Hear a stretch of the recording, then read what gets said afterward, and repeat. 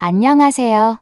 인생을 바꾸는 관점입니다. 오늘은 늦둥이 아들의 행복한 결혼 생활을 위해 덜 먹고 덜 쓰면서 모아온 돈을 모두 주었건만 결국 아들과 며느리에게 배신을 당한 정선자님의 사연입니다. 그들은 결국 재판까지 갔다고 하는데요. 과연 정선자님에겐 어떤 일이 있었고 재판 결과는 어떻게 되었을지 지금 바로 들어보시죠. 안녕하세요. 제 이름은 정선자입니다. 60을 넘기고 70을 앞둔 지금 돌아보면 우리 부부의 인생이 마치 긴 여정 같다는 생각이 듭니다. 저와 남편은 결혼 초기부터 아낄 수 있을 때 최대한 아끼자라는 다짐 아래 지극히 소박한 일상을 이어왔어요. 저도 남편도 인생을 즐길 여유라곤 없었지만 아이를 낳고 나서는 더욱 절약에 집중했습니다.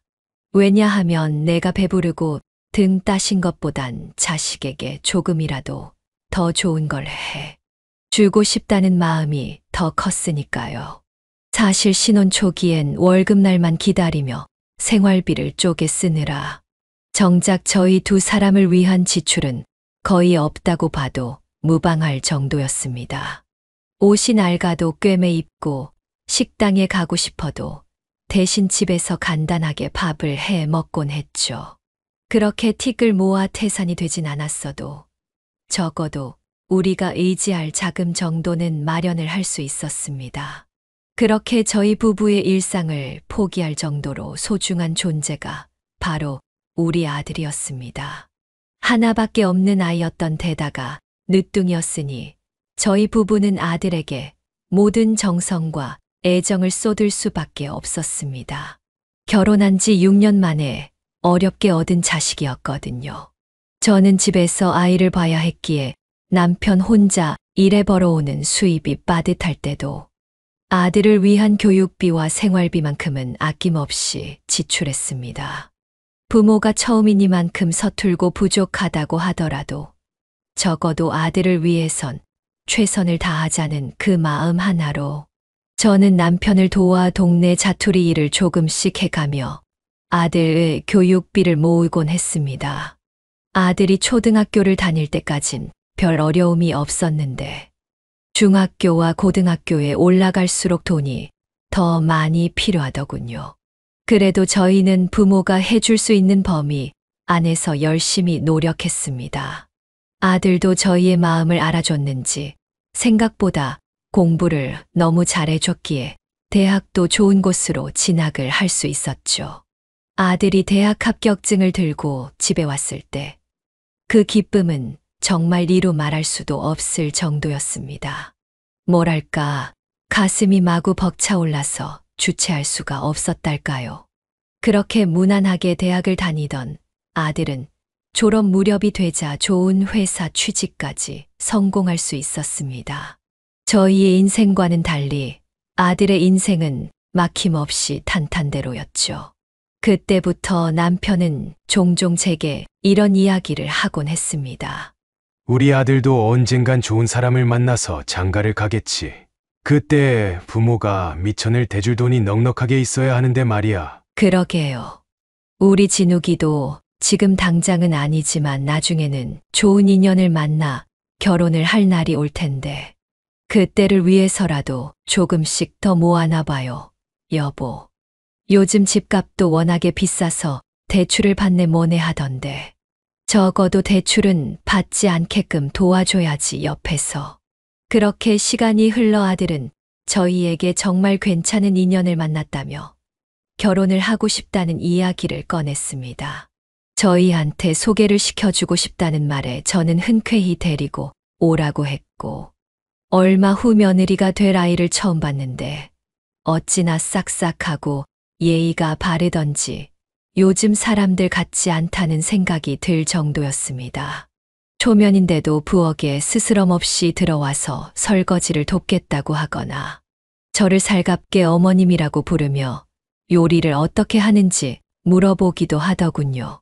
남편과 저는 가만히 눈빛을 교환하면서 복덩이가 굴러 들어왔구나 하고 속으로 감탄했습니다. 저 아이가 우리 아들의 옆을 책임져 줄 사람이라는 게 어찌나 마음이 든든하던지. 저희는 고민할 것도 없이 두 사람의 결혼을 허락했습니다. 저렇게 예쁘고 싹싹하고 예의 바른 아가씨라면 충분히 사이좋게 행복하게 지낼 수 있을 것 같았거든요. 그렇게 아들을 장가 보낼 준비를 하고 있던 저희 부부에게는 아들의 신혼집이 가장 큰 고민거리가 되었습니다. 두 사람 다 막 사회에 발을 디딘 단계였기 때문에 대출 없이 신혼집을 마련하는 게 현실적으로 쉽지 않았거든요. 그래서 저희 부부가 모아둔 돈을 털어줘서라도 마음 편히 시작하게 도와주자고 남편과 오랜 대화를 나눴습니다. 우리 예전에 진욱이 결혼할 때 적어도 신혼집이라도 편하게 해주자고 이야기를 했었잖아요, 여보. 우리 여태까지 모아놓은 돈이 얼마나 되죠? 어디 보자. 한 3억쯤 되나? 아마 그 정도는 있을 것 같은데. 그거 그냥 우리 진욱이한테 줘버립시다. 진욱이도 그렇고 새아가도 그렇고 사회생활 시작한 지 얼마 되지도 않았을 텐데. 대출 받아 신혼집 사고 월급 받아 대출 이자 갚고 하면 남는 것도 하나 없을 거예요. 당신 생각은 어때요? 나도 당신 의견에 동의해. 그리고 어차피 우리가 그렇게 하기로 했었잖아. 저와 남편은 같은 생각을 하고 있었기에 망설임 없이 아들에게 이 부분을 이야기했습니다. 너희가 새롭게 시작할 수 있는 아파트를 증여해 주겠다고 말이죠. 아들은 처음에는 필요 없다며 부모에게 부담을 지워주기 싫다고 고개를 절레절레 저었지만 결국 저희가 계속해서 고집을 피운 끝에 저희의 의견을 받아들여 줬습니다. 처음엔 단순히 증여라는 방식으로 아파트 소유를 넘겨주면 될 거라고 가볍게 생각했습니다.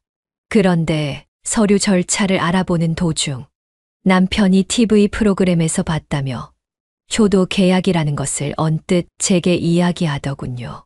그 말을 처음 들었을 땐 사실 썩 내키지 않았습니다. 부모 자식 간의 관계는 당연히 믿음, 그리고 가족 간의 정으로 이어지는 거라고 생각했으니까요.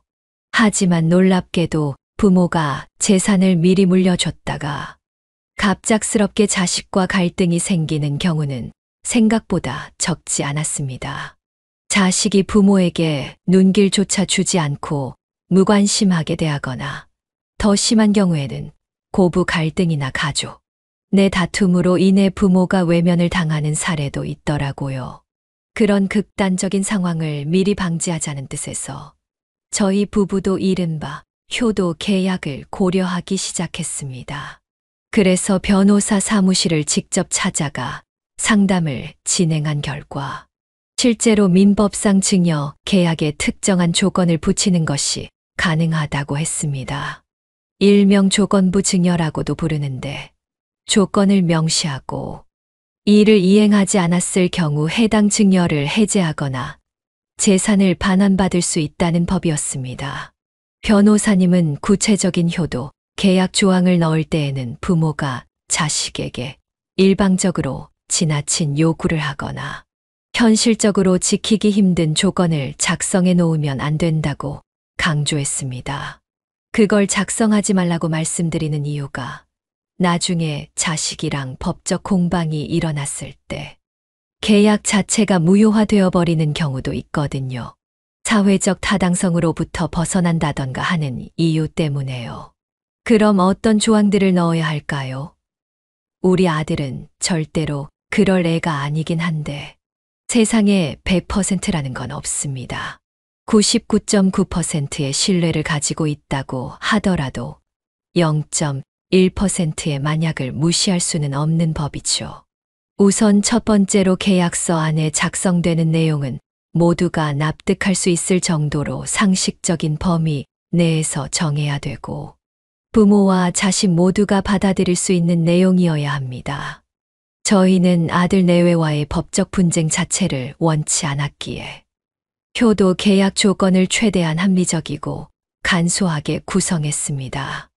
예컨대 부모가 질병이나 사고로 입원해 있을 때 자식은 최소 주 1회 이상 병문안을 갈 의무가 있다.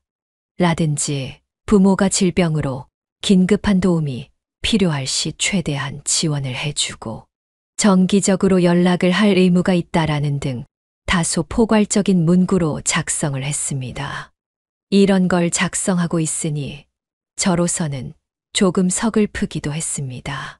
문장 하나하나에 자식에게 부담을 주고 싶지 않다는 마음과 함께 저희도 보호받아야 한다는 마음이 담겨 있었거든요.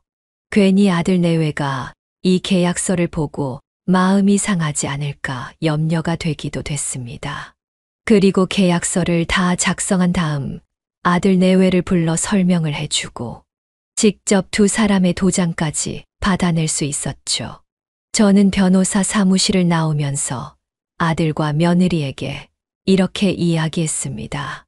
엄마, 아빠가 너희를 못 믿어서가 아니야.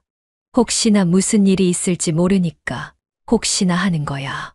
너무 기분 상해하지 마. 에이, 어머니 괜찮아요. 저희도 알죠. 안 좋은 상황 같은 거 생길 일 없게 저희가 열심히 모시고 잘 살면 되는 거니까 마음 쓰지 마세요. 저희 기분 하나도 안 상했어요. 그치, 여보? 맞아요. 저는 되려 이런 계약서를 작성함으로써 어머님, 아버님, 그리고 저희 사이의 믿음이 좀 더 두터워진 것 같아서 기분이 좋은데요. 감사해요, 어머님, 아버님. 저희 정말 잘 살게요. 걱정했던 것과는 다르게 분위기는 훈훈하게 흘러갔습니다. 딱히 기분 상한 티를 내지도 않았고 되려 저희에게 잘하겠다는 아들 내외의 말에 마음이 조금이나마 놓이더군요. 그 뒤로 아들 부부는 서울 아파트로 이사를 가게 됐고 저희는 일단 아들 부부가 편안하게 신혼생활을 누릴 수 있게끔 각종 가구와 가전제품을 드리는 것도 도와줬습니다. 이왕 해주는 김에 최대한 도와줄 수 있는 건 도와줘야겠다 싶은 마음이 굴뚝 같았거든요. 사실 주변에서는 조금 걱정을 하기도 했습니다.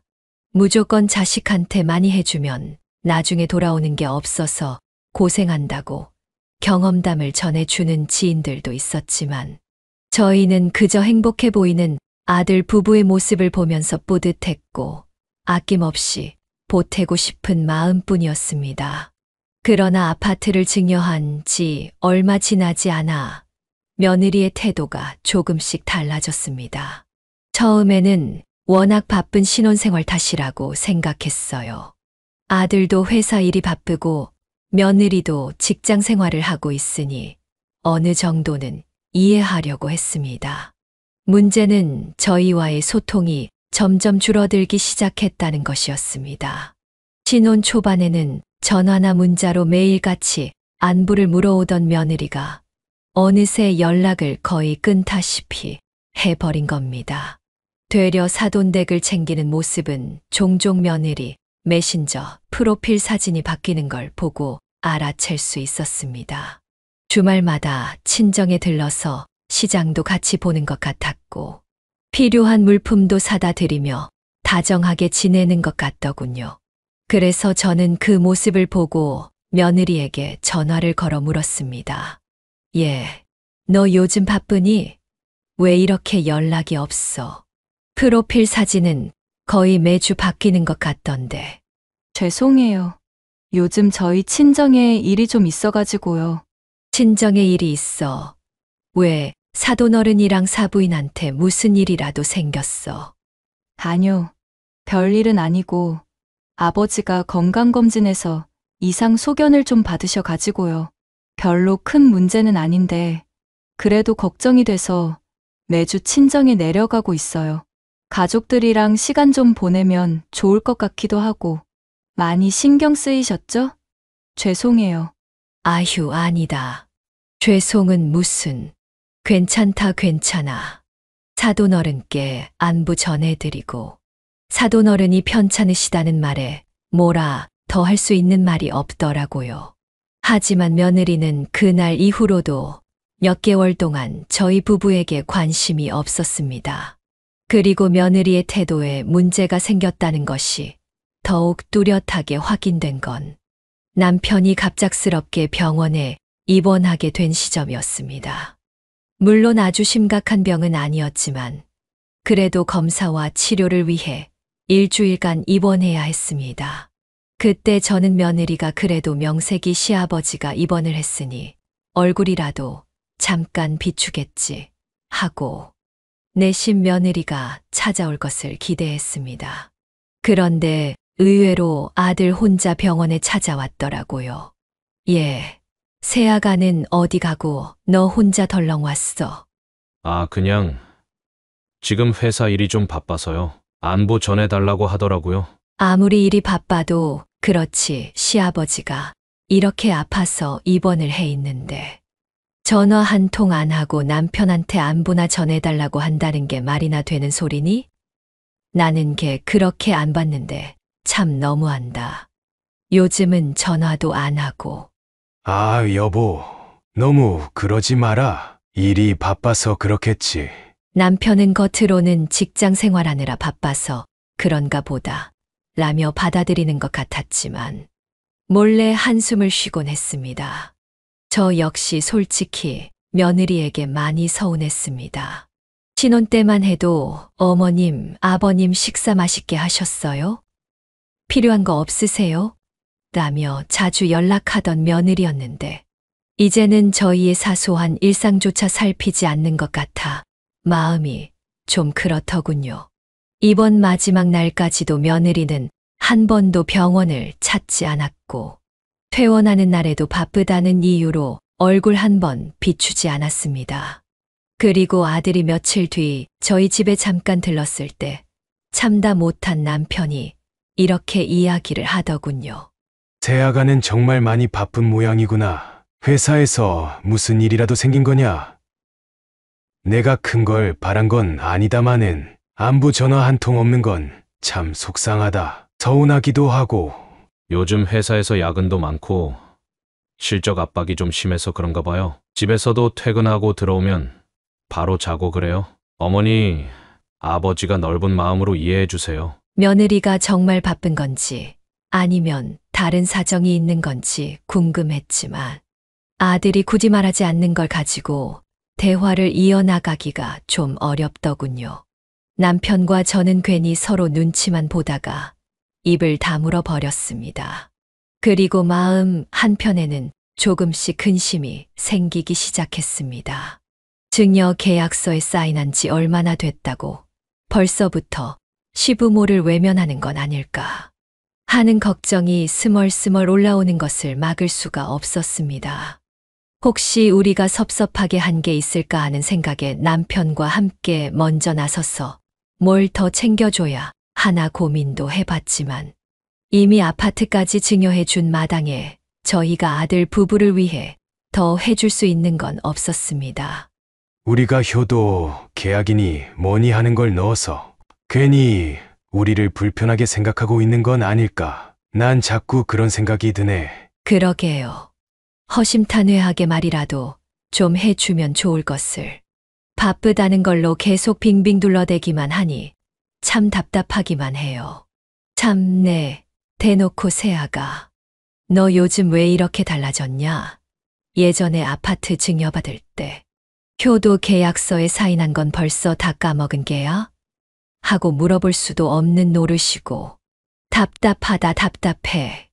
결국 저희는 마음속에 돌덩어리처럼 무거운 감정을 그대로 안은 채 이러다가 진짜 나중에 우리가 더 아프거나 돌봐줄 사람이 필요할 때 과연 며느리는 어떻게 나올까 하는 불안감까지 가지게 됐습니다. 남편은 빈말처럼 효도 계약서를 다시 읊어줘야 한다며 농담을 하곤 했는데 그 목소리가 결코 가볍게 들리지만은 않았습니다.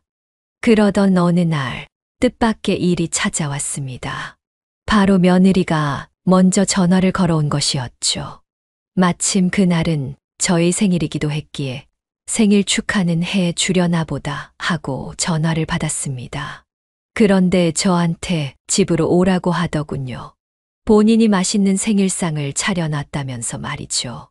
그 전화를 받고 저는 괜히 기대가 되어서 어떤 옷을 입고 갈지 한참을 고민하고 생일상을 같이 먹은 뒤에는 어떤 대화를 나누면 좋을지까지 상상했습니다. 그동안 묵혀왔던 걱정들을 털어내고 이전처럼 살가운 사이로 돌아갈 수 있을까 하는 기대도 했습니다. 그리고 고민 끝에 고른 옷을 입고 저와 남편은 아들네 집으로 향했습니다.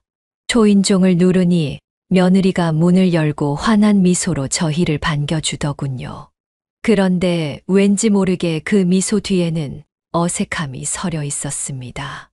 아들은 거실에서 저희를 맞아줬는데 집에 들어가자마자 집 안전체에 묘하게 정리가 덜 된 느낌을 받을 수 있었습니다.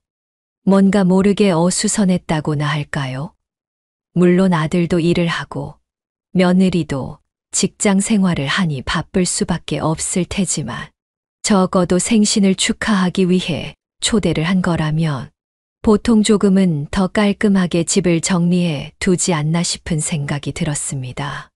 식탁 위에는 각종 음식들이 놓여 있었습니다. 그런데 생신상이라고 하기에는 너무나도 평범해 보였어요. 늘 밥 반찬으로 먹는 멸치볶음, 장조림, 김치 몇 가지와 미역국이 전부였습니다. 그런데 전반적으로 양도 많지 않았고 미역국의 색깔도 이상하리만치 짙은 갈색이었습니다. 미역국은 보통 간장이 아니라 국간장이나 소금을 쓰는데 왜 이렇게 국물이 검을까 하는 궁금증이 스쳤지만 내색하지 않고 그냥 자리에 앉았습니다. 남편도 눈으로 한번 훑더니 아무 말 없이 자리에 앉았어요. 그래도 차려준 것에 대한 정성으로 먹으려고 했죠. 저는 잘 먹겠다고 생일상을 차려줘서 고맙다며 웃는 얼굴로 수저를 들었지만 미역국 한 입을 떠먹자마자 바로 뱉어버렸습니다. 정말 짜도 이렇게 짤 수 있을까 싶을 정도로 짠 맛이 강하게 느껴졌거든요. 소금을 한 트럭 들이부은 걸로도 모자라서 약간 오래된 기름, 냄새까지 나는 것 같아서 도저히 먹을 수가 없을 것 같았습니다. 그래도 이건 차려준 사람에 대한 예의가 아니다 싶어 최대한 티내지 않고 조용히 몇 숟갈 뜨다가 도저히 먹기가 힘들어 수저를 내려놓았습니다. 그건 남편도 마찬가지인지 주변에 있는 반찬 몇 가지를 집어먹더니 한숨을 푹 내쉬더라고요. 왜 그러세요, 어머님, 아버님? 혹시 음식이 입에 안 맞으세요? 아, 아니다. 맛있네. 맛있어. 잘 끓였네. 반찬도 잘했고. 정말요? 다행이에요. 혹시나 입맛에 안 맞으시면 어떡하나 걱정했거든요. 저, 어머님, 아버님 사실 제가 오늘 두 분을 집으로 오라고 말씀드린 건 어머님 생신을 축하해 드리기 위한 목적도 있지만 다른 이야기를 전해드리고 싶어서이기도 해요. 저 사실은요, 임신을 하게 됐어요. 오늘 병원에 가보니까 7주 됐다고 하더라고요. 뭐? 임신을 했다고? 네. 그래서 지금 살고 있는 이 집이 조금 비좁을 것 같아서 이사를 생각 중이거든요. 지금이야 좀 이르다 싶겠지만 이런 건 미리미리 생각을 해놓는 게 좋을 것 같아서요. 그런데 대출을 받기에도 좀 빠듯할 것 같고 그동안 저축해 놓은 돈도 많이 부족해서요. 그래서 혹시 어머님, 아버님께서 조금만 지원을 해주실 수 있을까 해서. 어머니, 아버지, 그렇다고 너무 부담 갖지는 마세요. 저희가 빌리는 만큼 빨리 벌어서 빨리 갚을게요. 그냥 조금만 도와주시면 좋겠다 싶어서 말씀드리는 거예요. 부담 드리려고 하는 말이 아니고요. 그 말을 듣자마자 여러 감정이 뒤엉켰습니다. 우선 손주가 생긴다는 사실은 기뻤습니다. 그러나 동시에 서운함이 스멀스멀 올라왔습니다. 진심으로 제 생일을 축하해 주기 위한 게 아니라 이 말을 꺼내기 위한 게 진정한 목적이었던 것 같았거든요. 저는 아무 말도 하지 않았지만 남편은 그래도 겉으로는 축하를 해줬습니다. 그리고 돈 이야기는 천천히 나눠보자며 대화를 끊어버렸어요. 그렇게 식사답지 않은 식사를 마치고 난 뒤 저는 주방을 잠깐 둘러보았습니다. 그리고 싱크대 쪽을 보는데 처음 보는 용기들이 보이더군요. 마트에서 파는 반찬 용기 같기도 했고, 어딘가 집에서 가져온 듯한 투명한 플라스틱 통도 있었습니다. 설마 밖에서 사온 반찬으로 차린 건가 생각했지만, 뭐 그럴 수도 있지 싶어 대수롭지 않게 넘어갔습니다. 그런데 마음 한구석엔 왠지 모를 찝찝함이 가시질 않았습니다. 그날 아들과 며느리는 오랜만에 왔으니 자고 가라며 저희 부부에게 작은 방을 내어주었습니다. 남편과 저는 하루를 정신없이 보낸 탓에 누우면 금세 잠이 들 줄 알았습니다.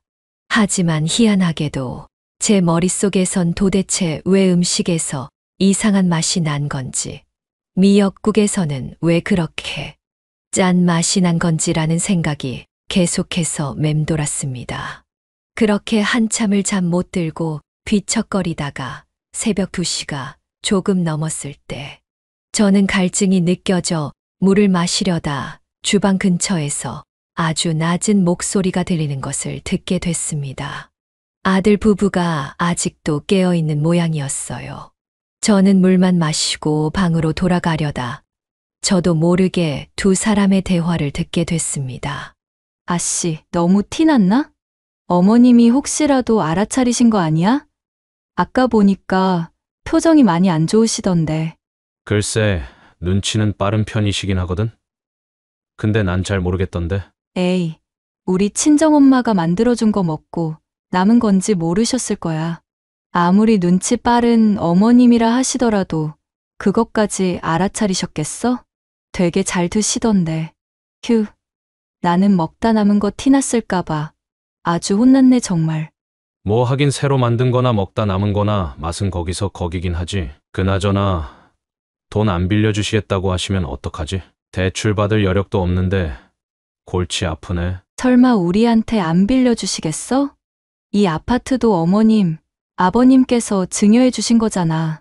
그 못 같은 효도 계약서인지 뭔지 이상한 걸 쓰긴 했지만 얘기가 나와서 하는 말인데 그거 좀 이상한 것 같아.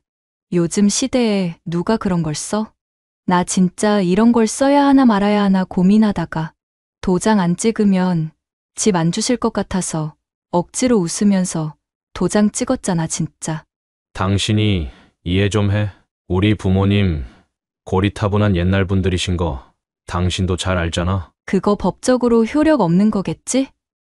그냥 형식상으로만 작성하는 거지? 아마도 그럴걸? 솔직히 어머니랑 아버지도 뭐 우리한테 효도를 바라시고 그걸 적어달라 하셨겠어? 분명 옆에서 누가 바람 넣으셨을 거야. 이걸 쓰면 좋다더라. 자식들이 말도 잘 듣고 괜찮더라 하면서. 안 봐도 비디오지 뭐. 두 사람의 대화를 들은 제 가슴은 쿵 하고 내려앉았습니다. 듣지 않아도 될 이야기를 들어버렸다는 자각과 함께 충격이 몰려오더군요. 아들 부부가 차린 생일상이 사실은 먹다 남긴 음식이었다는 사실이 머릿속을 아프게 울렸습니다.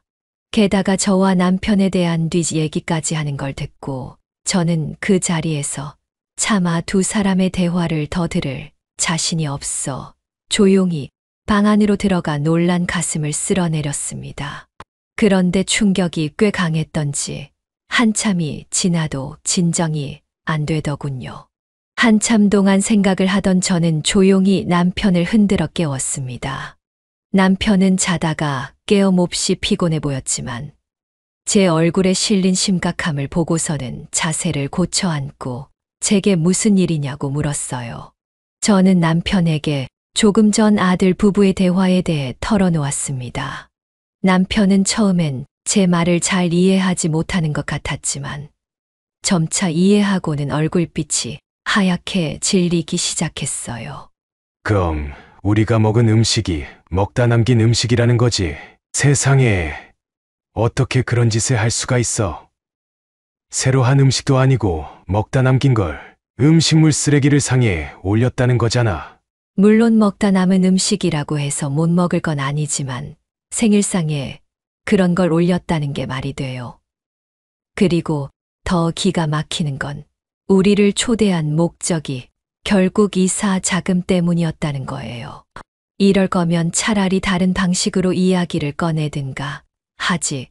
굳이 이렇게까지 기분을 잡치게 만들 필요가 있었느냐고. 이해가 안 돼요, 정말. 여보, 우선은 내일 아침에 아무 일 없었다는 듯이 집에 가자. 굳이 여기서 언성을 높이거나 따질 필요는 없을 것 같아. 그리고 금전적인 문제는 나중에 이야기를 하자고 하자. 머리가 다 아프다. 그렇게 저희 부부는 뜬 눈으로 밤을 지새웠고 아침이 되자 아들과 며느리가 일어나 방문을 열고 저희에게 인사를 건넸습니다. 며느리는 해맑은 목소리로 잘 주무셨느냐고 물었지만 저는 도저히 며느리의 얼굴을 똑바로 바라볼 수 없었습니다. 마치 아무 일 없었다는 듯 행동하는 며느리가 낯설게만 느껴졌거든요. 그리고 저희는 일어나자마자 일단 집으로 돌아가겠다고 말했습니다. 아들과 며느리의 얼굴에 당황스러움이 역력해 보였지만 그것까지 신경 쓸 여유가 저희에게는 없었습니다. 집에 도착해서도 저는 한참 동안 말이 없었습니다. 남편도 먼저 입을 떼지 않았죠. 점심이 지나고 나서야 남편이 조심스레 물었습니다. 당신은 어떻게 할 생각이야? 돈 말이야. 도와줄 생각이 있어. 솔직히 도와주고 싶지 않아요. 아니, 도와주기 전에 최소한 우리한테 미안함이라도 표현해야 하는 거 아닌가 싶어요. 이렇게 어이없이 기분이 상해버렸는데 사과 한마디 없이는 그 어떤 도움도 주고 싶지 않네요. 남편은 고개를 끄덕이며 제 말에 동의를 해줬지만 앞으로 어떻게 해야 할지 막막했습니다. 이대로 그냥 자연스럽게 아들 내외와 연을 끊고 살아야 하는지 아니면 작정하고 찾아가서 왜 그런 식으로 사람을 우습게 만드느냐고 때려 엎어야 할지 여러 가지 고민들이 저희 부부를 휘감아 괴롭히기 시작했어요. 그렇게 며칠 후 아들과 며느리는 결국 저희 집으로 먼저 찾아왔습니다. 연락 한 통 없이 말이죠. 그런데 눈치를 슬금슬금 보는 아들과는 달리 며느리는 평소보다 훨씬 당당하고 여유로운 표정을 지어 보였습니다. 그리고서는 저와 남편이 보는 앞에서 소파에 턱하니 앉아서 다리를 꼬더니 이렇게 말을 하는 게 아니겠어요? 어머님, 며칠 전에 저희 집에서 주무셨던 날 어머님 밖에서 저희 이야기 듣고 계셨던 거 다 알아요. 어머님이 뭐 어디서부터 들으셨는지는 모르겠지만 어머님이 단단히 오해하고 계신 것 같아서 해명하려고 찾아왔어요. 해명해도 되죠? 맞아요, 어머니. 저의 이야기도 들어보셔야지 계속 꽁하게 계시면 어떡해요. 저는 며느리와 아들의 말을 듣고 순간적으로 화가 머리끝까지 치밀어 올랐습니다. 하지만 이를 악물고 애써 감정을 누르려 했습니다. 그런데 며느리는 제 표정을 보고서는 조금도 미안해하는 기색 없이 뻔뻔하게 말을 이어나갔습니다. 어머님, 솔직히 요즘 누가 시어머니 생신상에 그렇게 정성을 들이나요? 나가서 사 먹던가 아니면 그냥 밀키트로 된 거 사서 만들어 차려드리고 말지. 세상이 어떤 세상인데요. 너는 지금 내가 그런 것 때문에 화가 난 걸로 보이니? 그럼 뭐 저희가 돈 달라고 한 것 때문에 그러세요? 그래. 차라리 돈이 필요했으면 그냥 전화로 사정을 설명하고 이렇게 해줄 수 있느냐 물어봤어야지. 사람 기분을 그렇게 잡쳐놓으니 좋던. 솔직히 어머님, 아버님 저희한테 해주신 거 고작 쥐콩만한 아파트 한 채 증여해 주신 것밖에 없잖아요. 겨우 집 하나 해주신 거 가지고 언제까지 계속 생색내실 생각이셨어요? 그 말에 남편과 저는 순간 말을 잃었습니다. 머릿속에서 며느리가 방금 내뱉은 말들이 계속해서 맴돌았습니다. 저희로서는 평생을 모은 돈이었는데 아들이 조금이라도 더 행복하기를 바래서 큰맘 먹고 장만해 준 집이었는데 며느리 입에서 그런 말이 나올 줄은 몰랐습니다. 아들은 저희 두 사람의 표정을 보고 머뭇거리며 말이 헛나온 거라고 애써 변명을 했지만 저희 부부의 귀에는 그 어떤 말도 들리지 않았습니다. 결국 그동안 꾹꾹 참아오던 분노가 화산이 터져버리듯 폭발해버리고 말았어요. 지금 뭐라고 했니? 그 집이 그냥 얻어진 줄 아니? 우리가 입을 거, 안 입고 먹을 거 좀 덜 먹고 평생 모은 피 같은 돈으로 사서 너희한테 준 아파트야. 그런데 그걸 겨우라고 말하는 거니, 지금? 어머님, 솔직히 저희도 두 사람이서 겨우 벌어먹고 사는 거예요. 사는 게 팍팍하고 힘들다고요. 고작 돈 가지고 이렇게까지 화내실 건 없다고 생각하는데요. 그래. 그러면 이걸 보고도 그렇게 말을 할 수 있나 보자. 너 이거 기억나니? 우리가 그 집을 너희에게 넘길 때 작성한 효도 계약서야. 조건부 증여로 너희들이 변호사 사무실까지 직접 찾아와서 직접 서명하고 도장 찍은 거 기억 안 나니? 어머님, 그런 거 다 형식상이잖아요. 요즘 그런 계약이 무슨 의미가 있다고 그러세요. 참 고리타분하다, 고리타분해. 그래. 이게 과연 형식상으로 만들어지기만 한 서류인지 의미가 있는 서류인지는 법이 알려주겠지. 너희랑 이렇게까지 하고 싶지는 않았지만 네 태도를 보니 이렇게 해야만 하겠다. 제 목소리는 누구보다 이성적이고 담담했지만 속으로는 수없이 복잡한 감정이 뒤섞여 있었습니다. 이대로 더 참을 수는 없었어요. 그냥 참고 넘어갔다가는 제가 견딜 수 없을 것 같았거든요. 저는 곧장 안방으로 들어가 휴대전화를 꺼내 들고 당시 계약서 작성을 도와준 변호사님에게 전화를 걸었습니다. 그리고 해당 계약에 대한 위반건으로 소송을 진행하겠다는 의사를 밝혔고 짧은 침묵 끝에 변호사님께서 알겠다고 소송을 준비하겠다는 답변을 해 주셨습니다. 그렇게 저희에게는 찾아오지 않을 것 같던 가족 간의 피 튀기는 싸움이 시작되고야 말았습니다. 그렇게 전화 통화를 마친 뒤 저는 계약서와 관련 서류들을 하나하나 정리하기 시작했습니다. 계약서 사본, 당시 작성했던 메모, 그리고 그날 새벽. 혹시나 몰라 녹음을 해놓은 두 사람의 대화 내용까지 모두 증거 자료로 제출하기 위해 모아두었습니다. 손이 부들부들 떨렸지만 더 이상 무시당하지 않겠다는 결심으로 마음을 다잡았습니다. 남편도 묵묵히 제 편이 되어줬어요. 처음에는 이렇게까지 해야만 하나 싶었는데 이 놈들 하는 꼴을 보니 괘씸해서 그냥은 못 넘어가겠어. 가족 간의 연을 완벽하게 끊어낼 각오를 하고 이제 다 정리하자고 여보. 우리한텐 절대로 이런 일이 일어나지 않을 거라 생각했는데 그때 변호사님이 하신 말씀대로 세상에 100%는 존재하지 않는다는 말이 이런 걸 의미하는 거였나 봐요. 마음 한 구석이 참 씁쓸했습니다. 가족끼리 이런 식으로 싸움을 벌인다는 것 자체가 기분이 참 그렇더라고요. 그렇게 한 달 정도가 지난 후 법정에서 첫 공판이 열렸습니다. 법정 안의 공기는 무겁고 팽팽한 긴장감이 흘렀습니다. 저와 남편은 손을 꼭 맞잡고 원고석에 앉아 있었고 피고석의 아들과 며느리는 얼굴이 굳은 채 서로 눈치를 보며 앉아 있었습니다. 아들 측에서도 변호사를 선임한 건지 변호사가 먼저 일어나 발언을 시작했습니다. 가족 간 효도는 도덕적 의무이지 법적 구속력이 없는 데다가 가족 내의 갈등으로 이미 준 아파트의 증여를 취소하겠다는 원고의 주장은 지나치며 부당한 것이라고 주장을 하더군요. 저희가 무리한 걸 요구한 것도 아닌데 거기에 대해 부당하다고 주장하는 걸 보며 기가 차서 말이 나오지 않았습니다.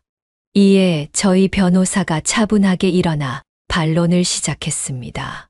존경하는 재판장님, 본 사건은 단순히 가족 간에 일어난 갈등 따위로 치부될 수 있는 일이 아닙니다. 피고들은 명백한 조건부 증여 계약을 체결한 뒤 이를 위반하였으며 지속적으로 원고를 모욕하고 정신적 피해를 안겼습니다. 계약서, 원본과 더불어 피고들이 저지른 발언들이 담긴 녹취를 증거로 제출합니다. 원고 측이 모아온 증거들이 꽤 많네요. 피고 측, 효도를 조건으로 한 계약 내용을 인지하고 있었습니까? 네, 맞습니다. 저희 두 사람 다 인지를 하고 있었습니다. 저희 두 사람 다 대출을 받을 상황이 아니었고 집이 필요했어요. 그래서 어쩔 수 없이 계약서에 사인을 했습니다. 저는 그게 그냥 형식적인 걸로만 알고 있었어요. 솔직히 살아가면서 계약서 내용대로 다 지키고 사는 사람이 어디 있겠어요? 안 그래요, 여러분? 재판장님도 사람이시잖아요. 모두 다 완벽하게 지키고 살지는 않으실 거 아네요? 피고, 여기는 법정입니다. 소란 떨지 말고 정숙하세요. 며느리의 뻔뻔한 모습에 배심원들은 웅성거렸고 저희 변호사는 곧바로 표정을 굳혔습니다. 저는 가슴 속에서 또 한 번 분노가 치밀어 오르는 것을 느꼈습니다. 어쩜 사람이 반성하는 기색 하나 없이 저렇게 뻔뻔할 수가 있는지. 결혼 전 저희 집으로 인사를 왔을 때와는 전혀 다른 모습의 정말치가 떨릴 정도였죠. 저희 변호사는 이어 녹취록을 재생했습니다. 녹취록이 조용한 법정을 울렸고 며느리와 아들의 대화 내용의 법정안은 순간 정적에 휩싸였습니다. 판사님께서는 곰곰이 생각을 하시는 듯 한동안 말을 잊지 못하시다 서류를 탁 소리나게 덮으셨고 아들은 입을 꾹 다문 채 죄송하다는 말만 반복했습니다. 그리고 여전히 며느리는 본인이 잘못한 건 하나도 없다는 듯 고개를 빳빳이 쳐들고 있었지요. 상대 측 변호사는 끝까지 이런 사례는 가정 내 다툼으로 봐야 한다고 항변했지만 저희 변호사는 절대 아니라며 단호하게 대응했습니다.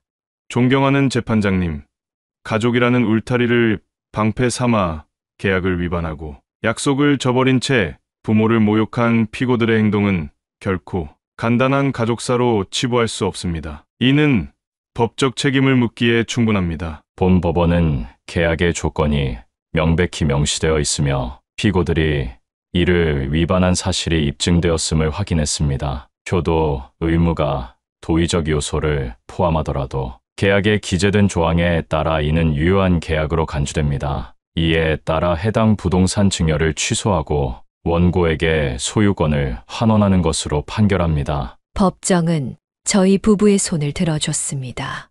저희가 작성한 효도 계약서는 엄연히 법적인 효력이 있는 것이었고 그것을 어긴 것은 아들 내외였기에 증여받은 아파트를 돌려줘야 한다는 판결이 내려졌어요.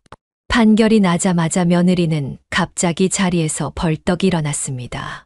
얼굴은 붉게 상기된 채 손가락으로 저를 가리키며 큰 소리로 이렇게 외치더군요. 이게 말이나 되는 판결이에요? 솔직히 막말로 저희가 대체 뭘 어떻게 했는데요? 뭐 쌍욕을 퍼부은 것도 아니고 손찌검을 한 것도 아닌데 살고 있는 집을 뺏으시다니요. 심지어 지금 저는 홀몸도 아닌데 이런 법이 어디 있어요? 당신도 입이 있으면 뭐라고 이야기를 좀 해봐. 꿀 먹은 벙어리처럼 가만히 있지 말고. 피고, 여기는 법정입니다. 아까도 정숙하라고 말했을 텐데요. 어머님이 말씀해보세요. 정말 저희를 상대로 이렇게까지 하시겠다고요? 어머님이 저희한테 이러시고도 두 다리 뻗고 편하게 주무실 수 있을 것 같으세요? 저는 이 판결 인정 못해요. 항소할 거예요.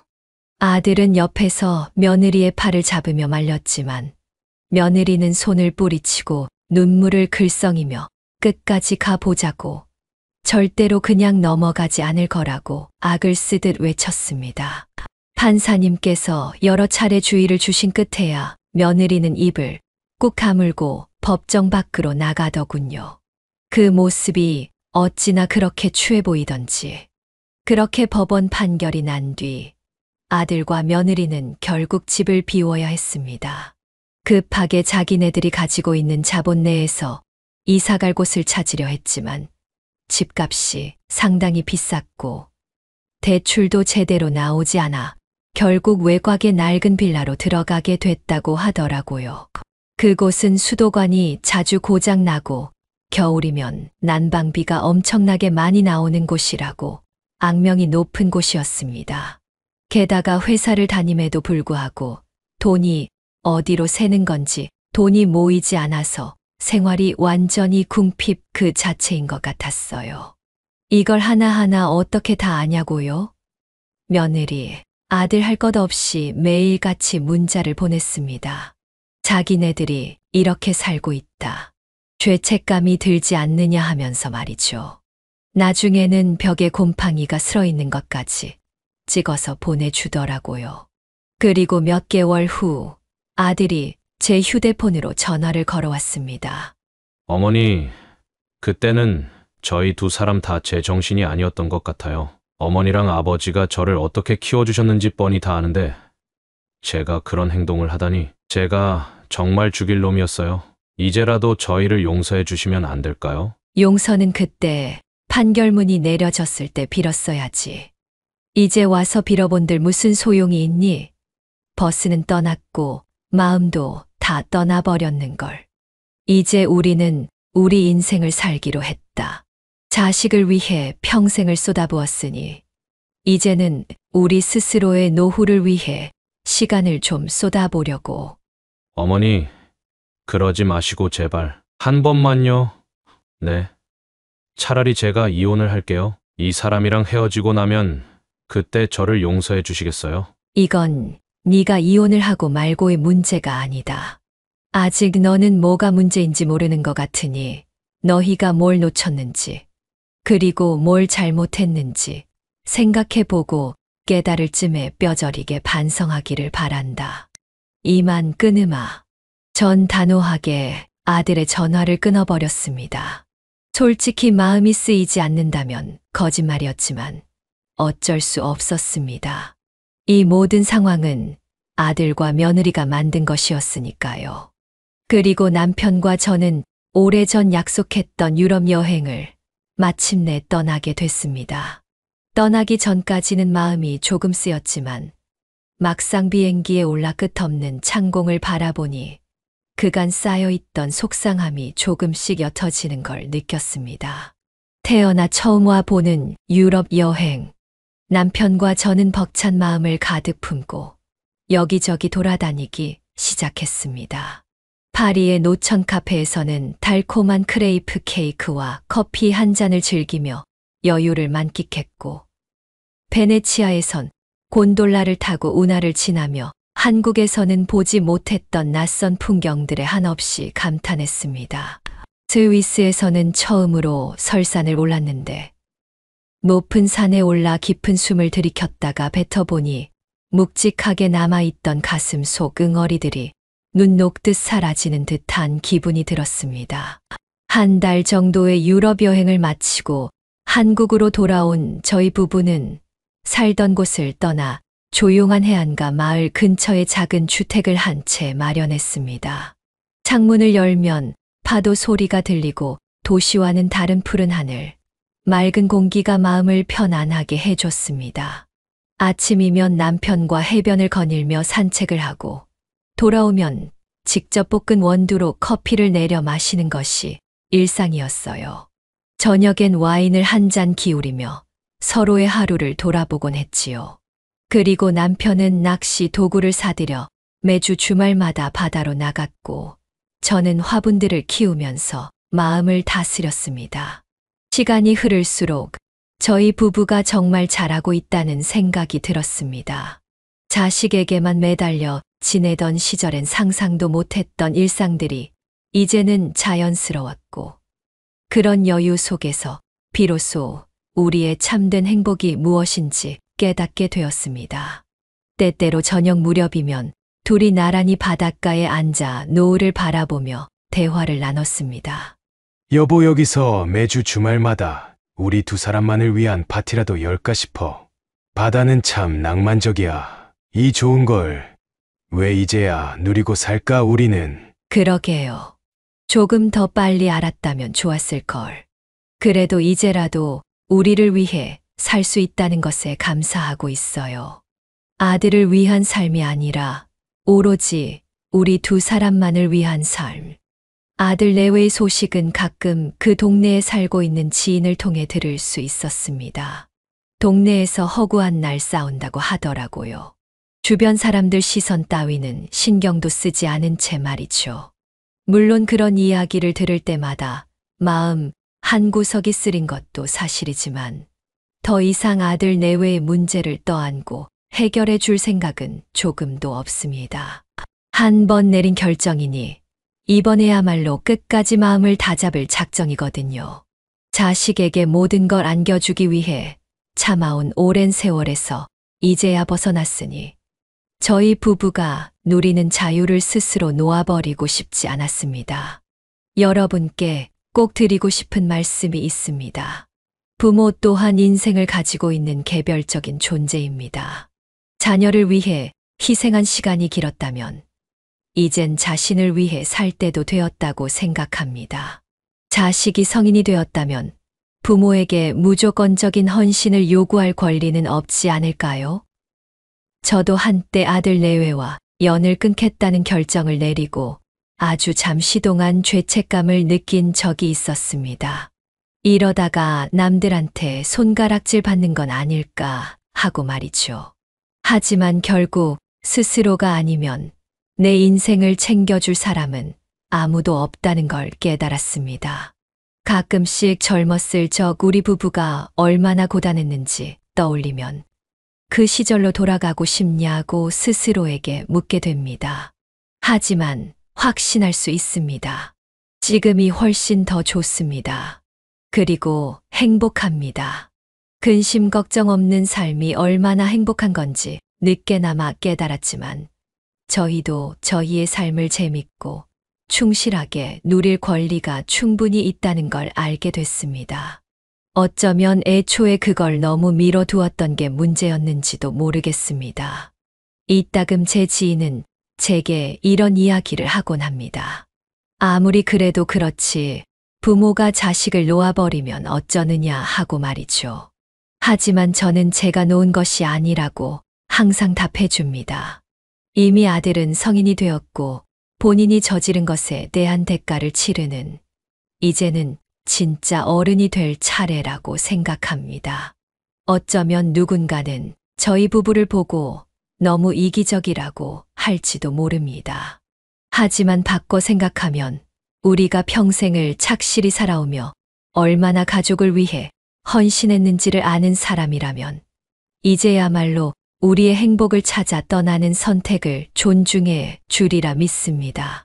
죽는 날까지 후회만 하고 싶지는 않으니까요. 분주하게 돌아가던 세상에서 한 발짝 떨어져 우리는 매 순간 소소한 즐거움을 찾으며 삽니다. 아침이면 남편과 커플 운동복을 입고 가볍게 조깅을 나가고 낮에는 서로 각자 하고 싶은 일을 하며 저녁이면 다시 만나 오늘 있었던 일을 이야기해 주는 평범하고 행복한 삶. 이보다 더 만족스러운 삶이 있을까 싶습니다. 혹시 지금 이 글을 읽으시는 분들 중에 난 아직도 자식을 위해 헌신해야 하나 하고 망설이는 분이 계시다면 꼭 말씀드리고 싶습니다. 자식 사랑도 좋지만 자기 자신을 돌보는 일은 그에 못지않게 중요합니다. 우리 인생은 한 번뿐이고 웃으며 마무리하려면 누구보다 스스로를 아껴야 하니까요. 그러니 망설이지 마시고 남은 날들에 좀 더 진심으로 투자하시길 바랍니다. 여행이든 취미든 뭐가 됐든 본인의 행복을 위해 한 걸음 나아가 보시면 좋을 듯합니다.